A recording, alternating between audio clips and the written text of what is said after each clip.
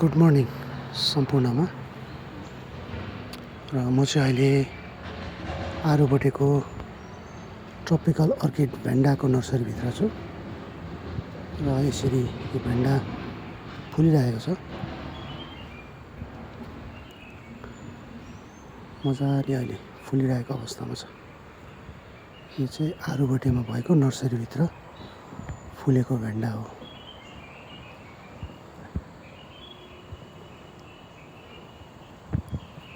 अति सुन्दर फुलहरू अहिले हाम्रो नर्सरीमा फुलिरहेछ।